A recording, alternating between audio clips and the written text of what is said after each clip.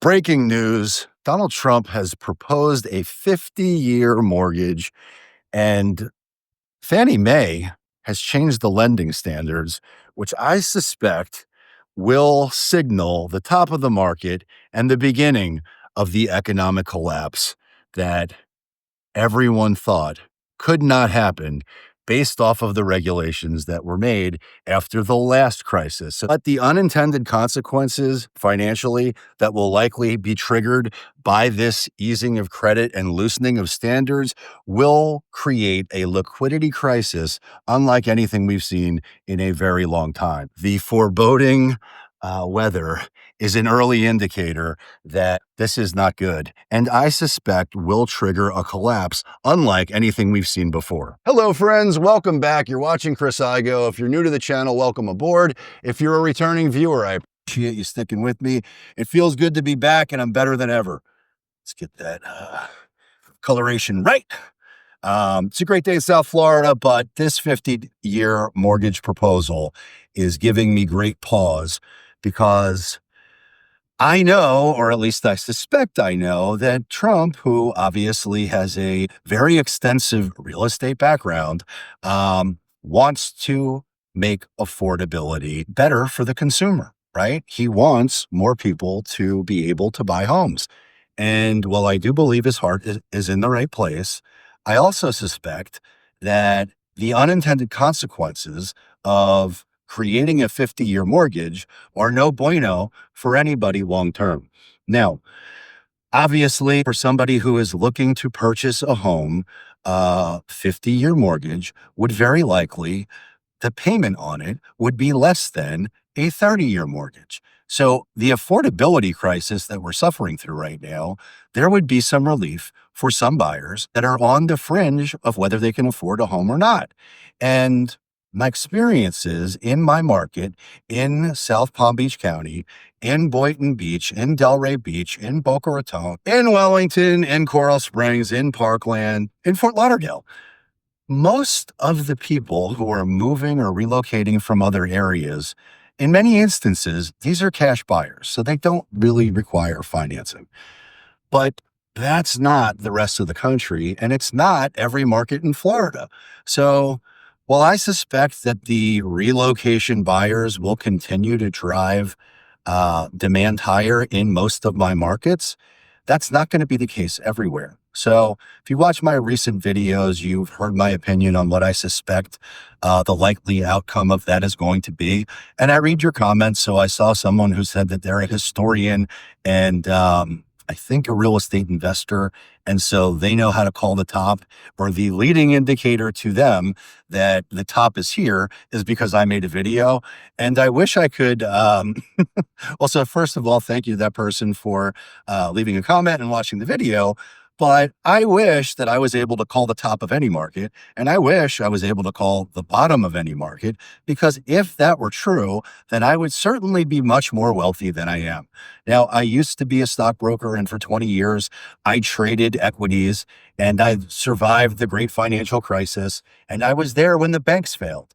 So I have exposure to what it's like to go through those types of markets in the equity markets. And I was able to capitalize on a home when the market crashed. I just happened to get lucky and buy at the absolute bottom. But the home that I bought in West Lake Worth was $1.2 million. I bought it for $400,000. That was the last time the economy failed. And it wasn't the real estate market that failed at first. It was the economy. It was the banks, and banks got decimated. There was a massive liquidity crisis, which destroyed every market. And if the government had not intervened and bailed out the economy, well, then we would have seen it get much, much worse. But they did. And now we're stuck with the mess of what that looks like. Now, a lot of people have said that this time is different as it relates to lending, and that has been true. But recently, there have been changes. Fannie Mae, which is the government, and it's actually not a government entity, Fannie Mae just went out there and lowered their credit requirements for Fannie Mae buyers. And so if you have an FHA loan or you're applying for an FHA loan, because your credit might not be the best, well, they've relaxed the lending standards. And I know that when banks start to change their lending standards, it is no bueno long term, because it really means that people who were not qualified previous to that are now qualified. And that's not good for the economy. It's not good for the housing market, and it's not good for anybody long term. Because if there is a black swan event, or there is some other sort of economic disturbance, which is guaranteed to happen over time, if someone gets unemployed and they lose their job and they can't make the payment, they're going to be the people who are on the fringes of loan acceptability with debt to income ratios and credit scores and loan to values. If they've got no skin in the game, well, those are going to be the first people who walk away from their home, that leave their keys, and the bank will take over. But it only took 10% of the overall national market to be in distress, to have walked away from their home. Again, I'm talking about macro numbers here, but it only took 10% of the housing market to be in distress to drive national prices down by 30% across the board. In the last video I did, I misspoke. I said 20, I meant 30, but it was 30% nationally. And it was much worse in some markets. Now, the reality is, in my market, there's no more land to develop. That is factually true. There is tremendous amount of wealthy people from around the country, specifically blue states, that are moving here. But I don't know how long that can prop up the market, and I don't know that it will. But I do know that if we're relaxing lending standards and the government is implementing policies to address affordability, I don't know that a 50-year mortgage is the right move. But I'm not an economist. I don't pretend to be. So it might be good. I doubt it. Partially why that's true is that if you're in a 50-year mortgage, the risk to that is you're not building equity anywhere close to as fast as you would be in a 30-year, or even better, a 15-year. The interest payment that you're paying in the breakdown of the payment, you've got principal and you've got interest.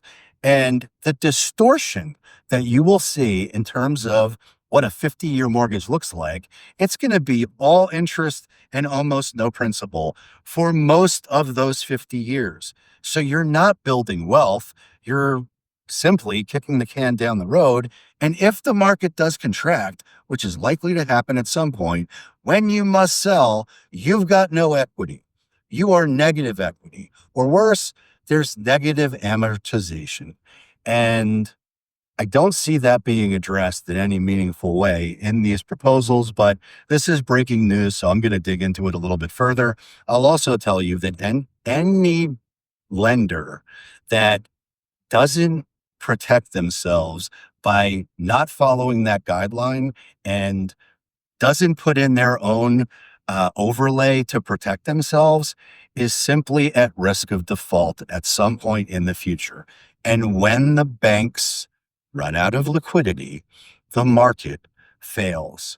When the banks must be bailed out, the market fails. When the consumer does not trust that their money is safe in the bank, there will be an epic run on banks. And I lived through that. I watched it happen during the great financial crisis.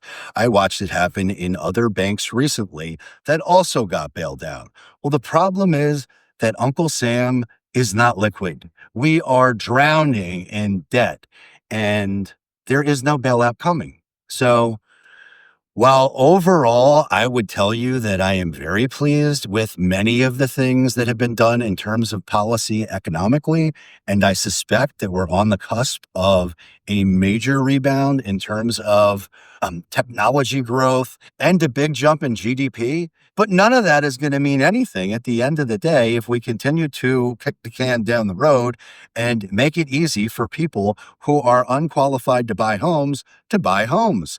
And if the banks create products similar to the derivative and the credit default swaps and all of the risky products that they created out of nowhere to monetize and to be able to fleece the consumer into buying these products. If the collateral that the bank has loaned on has no value or has gone down significantly, and they don't have the funds to be able to cover the debt, well, then the bank is out of business. And if the government's funding it, well, then so are they. And none of that makes any sense to me. And I don't suspect it's good for anybody else either. But again, to be clear, I'm not an economist.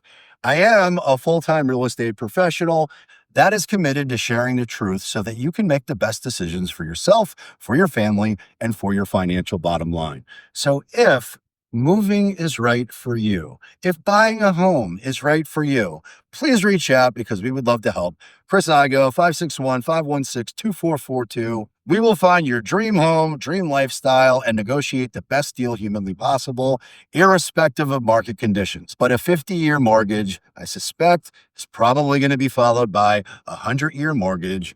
And while affordability is the biggest issue that most people are facing right now as it relates to housing, a 50-year mortgage feels like a solution that creates a bigger problem at some point in the relatively near future. Now, I hope you enjoyed my video. Please like, subscribe, leave a comment down below, and until next time,